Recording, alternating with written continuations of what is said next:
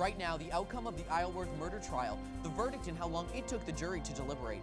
Also, the latest on Casey Anthony, what new fine she has to pay. And later, the surprising house guest one couple found when they returned from vacation. 96 News starts right now. This is 96 News. News you can trust.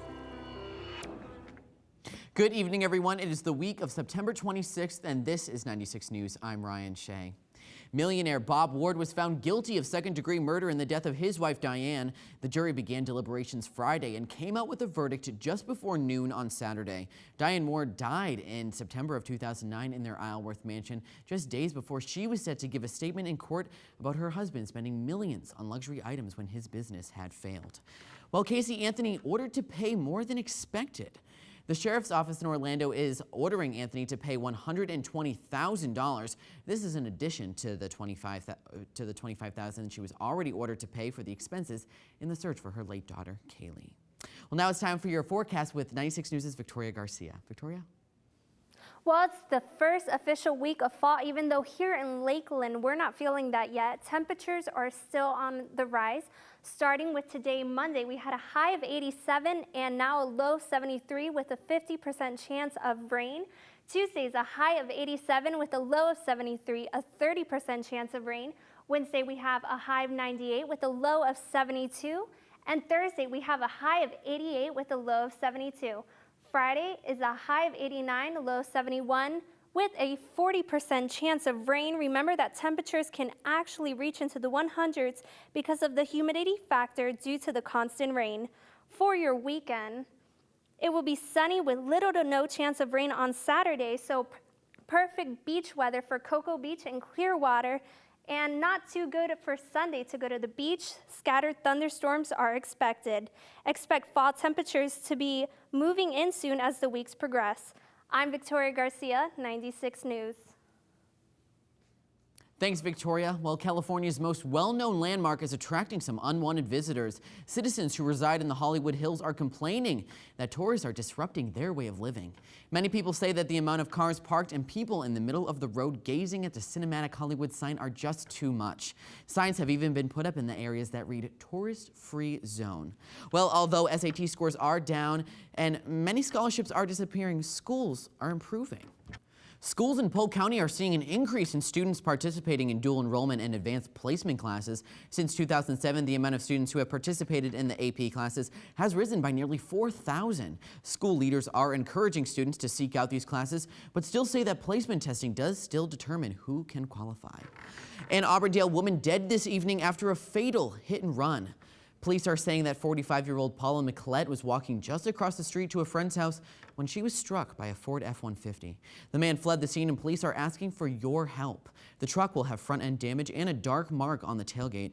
Any information should be directed to the Polk County Sheriff's Office. Well, what is said to be the biggest live music event in radio history took place this weekend. It seems like everyone wanted to get a piece of the iHeartRadio Music Festival in none other than Las Vegas, Nevada. The two-day music event took place at the famous MGM Grand, and artists ranging from Lady Gaga to Nicki Minaj all the way to country to Carrie Underwood performed. New research on the cat version of HIV. Jonathan Goodfellow has the interesting story. Jonathan?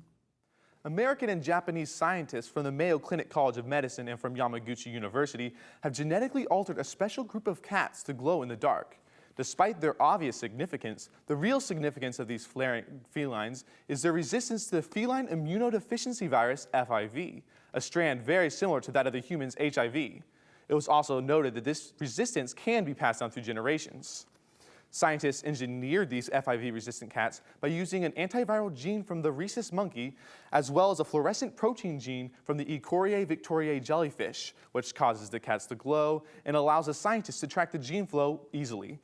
While scientists are not planning on testing on humans, these findings are believed to be a great leap, providing insight as well as new ground in the research for a cure. Additional research is still needed, though, to determine if in fact a cure for HIV in humans has been found. This is Jonathan Goodfellow reporting live for 96 News. Back to you. Thank you, Jonathan. We'll be right back after this short break. You're watching 96 News. Stay with us. 3 Lake City police officers are recovering after being shot in a standoff.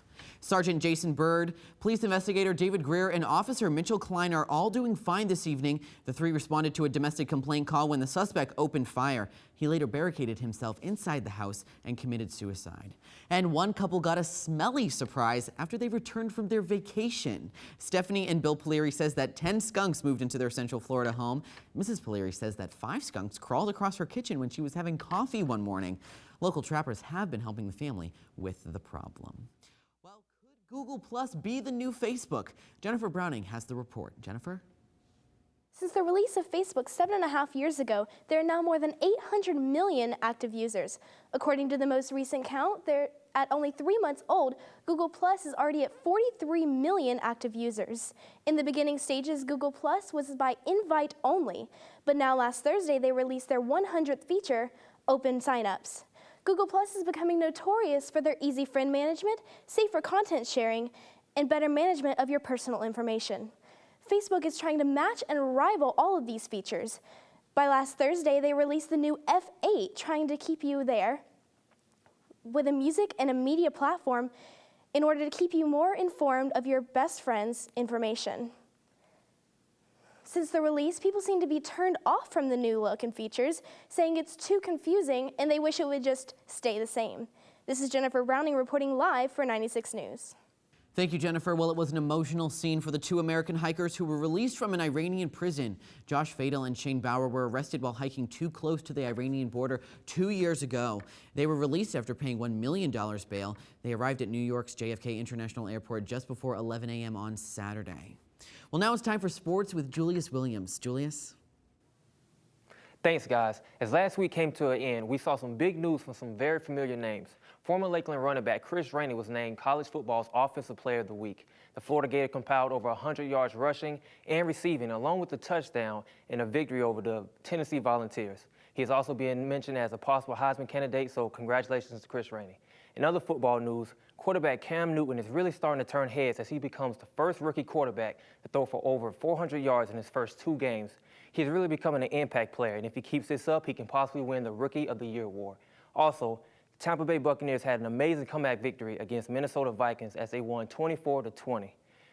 Yankee fans should be very proud as they officially clinched the AL East. The title game came last week on Wednesday against Tampa Bay Rays, where they won 4-2. I'm Julius Williams, and this is the Sports Recap. Back to you. Thanks, Julius. Well, Herman Cain won the GOP presidential straw poll in Orlando. Cain, who has never held an elected office, beat frontrunner Texas Governor Rick Perry.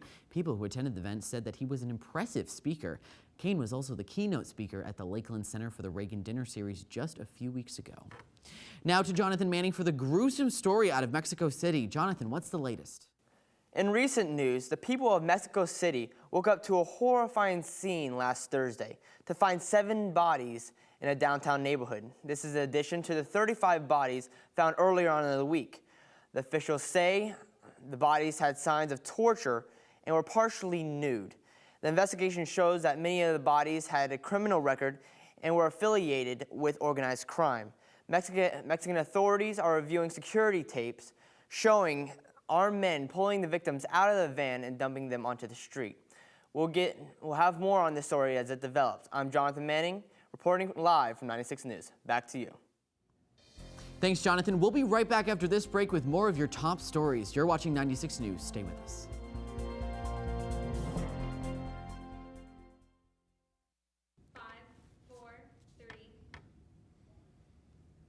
Welcome back to 96 News, everyone. The primetime hit X Factor is getting some complaints. The Parents Television Council was not happy with contestant Gio Gottlieb's audition, where his pants dropped. The show covered the nudity with its logo, but apparently this was not enough. The show was not aired live and was carefully edited by the Fox network. Therefore, it cannot be blamed on a mistake. Well, that's all the time we have left here for today. Keep it on 96 News for the latest breaking news, weather, and sports. And tune in next Monday for our live report at 7 p.m. I'm Ryan Shea. Have a great week, everyone.